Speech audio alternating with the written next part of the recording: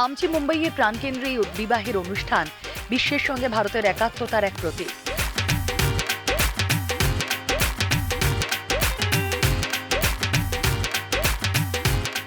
ভারতীয় বিবাহ অনুষ্ঠানে বিশ্বের সেলিব্রিটিদের এভাবে একত্রিত হওয়া অভূতপূর্ব ছিল।